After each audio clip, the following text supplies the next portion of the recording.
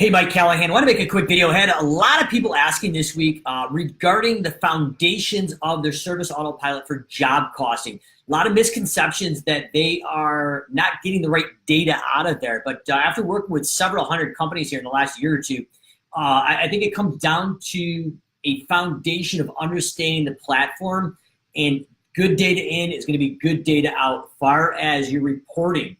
So if you want to use Service Autopilot as your CRM and get good job costing or reporting data out of there, we've got to get back to the foundations of it. So I'm going to spend a few minutes here just kind of giving a high overview. And this is some of the stuff we're going to be going over in our 2-day live event in New York, Tampa, and somewhere either Charlotte or Atlanta. Dates are probably going to be announced tomorrow, which will be Wednesday, the 16th, I believe it is. But as we're diving in, just to give you some foundational understanding of that, we want to be able to build out the services from the ground up for success. And that is going to be a proper rate matrix with budgeted time and budgeted cost. We want to have our crews set up with the actual people that are on the crews. This is not the area that we want to create a workaround for Service Autopilot, trying to work it around for certain things that may pop up with the mobiles. We want to have each and every crew defaulted with the people working on the crew. And then if it's not the appropriate person, we swap them out on there on the mobile or on the dispatch board under the More tab on the right. So we've got pricing matrix set up with cost and budgeted time. We've got the crews set up for success the way they are. Spend the extra few minutes and update them if the crew members change. Now when we go out and actually dispatch the work, we want to make sure, whether we're using the mobiles or even printed hard copy, that we are entering an accurate start and stop time. We want a quick sanity check on that closeout day screen when we have the start time, the stop time, that we have a budgeted time, first of all, there, but our start and stop time makes sense. Just literally go down. If we have 30 or 40 stops for the day on the high side, just give it a 3 to 5 minute quick sanity check. This is what we teach in these live events when we set Service Autopilot up for people. And these minutes make huge dividends on the back end in July or November when we're running these job costing reports to see if we're making money. Because garbage in is going to be garbage out. We don't want to base our financial success on bad data. So on that closeout day screen, we really recommend going in and making sure the start and stop time for each job makes sense, and we have the appropriate people on the job, on the crew. What we're going to find is sometimes they may clock in at like 8:05 and be clocked out by 8:06 a.m. There's a minute time difference for a job that usually takes an hour. Traditionally, that's the crew showing up, doing the job, and saying, oh, we forgot to clock in, so they clock in and clock out to get to the next job. So we want to be able to have some GPS in the truck, or at least some understanding to edit and update that on the day it happens. So we have all the correct data. We can go to run that data. So we're going to go through that whole entire list, quick sanity check, update whatever we need to update, and then complete it. And now it's set for success for the billing and the job costing. So I can't stress enough, a lot of questions about this in this January season where people are getting ready to go out and either raise their prices, do job costing, and there's a disconnect that they think it's the report that's not giving them the correct data. But really, when we go back and look at it, 9 times out of 10, it's the fact that the data wasn't entered in correctly. We don't have the foundational pieces. So if you're looking to go into 2019, or whenever you're watching this, if it's the beginning of the season, we need to make sure those crews are set up. We have budgeted times that are appropriate. We're including drive time in our pricing to cover that non-billable time. And one of the pro tips I recommend, especially if you're doing a piece rate pay system, is why don't we create a job for the shop time so it has a budgeted time, but we have some tracking of those things and how it affects our overhead recovery. Now, in certain instances, that may not be a great option, but 9 out of 10 times, that's a great option because now the crew knows we have 10 minutes budgeted to do a quick walk around on the truck, check the oil, and make sure we have all the equipment loaded in there. So wanted to make a quick video. Foundational pieces of Service Autopilot going into this year are going to be the most important part to have success when we run those job costing reports. In July, I recommend mid-season to make sure all our new clients and our existing that are coming in.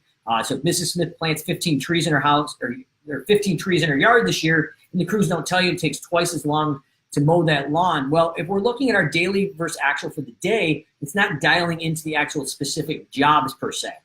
So we want to have the job costing ability to raise those prices on the jobs that aren't hitting our hourly goal mid-season at the end of the season. If you prescribe to what Jonathan Potoshnik of the Lawn Care Millionaire talks about, and I agree completely with him, We'll probably be talking about some of this at the SA regional event as well in San Diego QES in a few weeks.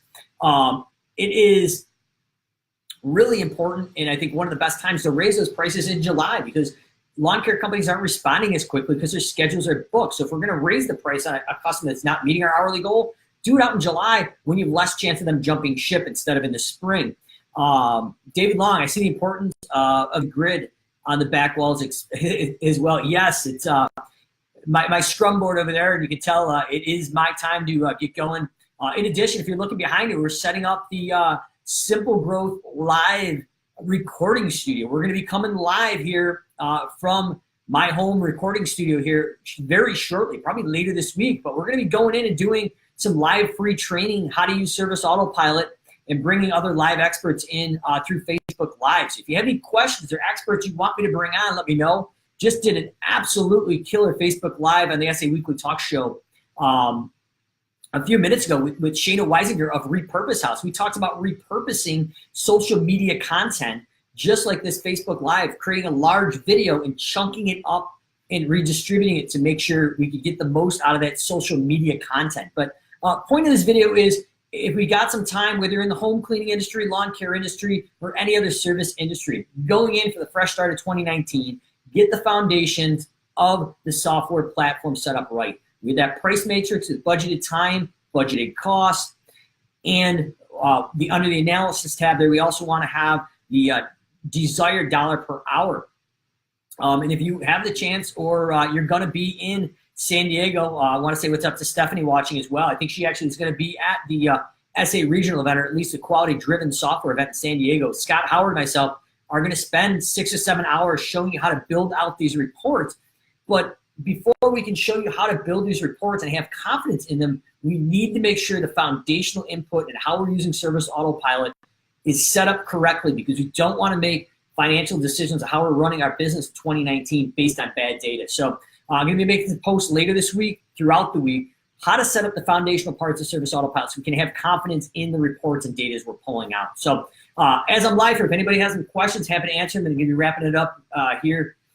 Joining the family upstairs, and I'm just finishing up the day from my my home office, and trying to get my content for the week set together so I can piece it up and distribute it out there. So if you haven't done it for 2019, put a social media content together, calendar together, go put it out. If you watch the video with Shayna, really insightful, how blocking out a few hours a day and then repurposing and chunking up that content was really interesting. So let's just say we had a 10-minute video. We can break up the most important 5 chunks of that video and post them 3 to 5 days consistently, and then drive to a landing page on our website where people can consume the whole piece of content. But the beauty of it is that we've got a Facebook pixel on the back end of this landing page now.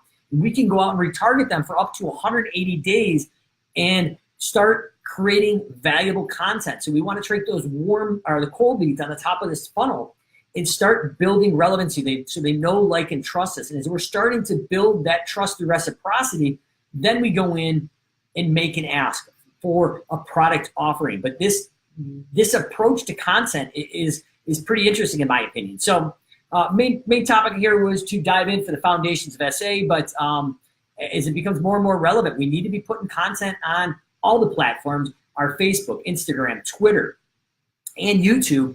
And one of the interesting things that came out of the talk with Shane, if you haven't checked it out, it's on the SA Weekly Talk Show Facebook page, is that we should be going in and putting that content on YouTube and getting a transcript and upload that in.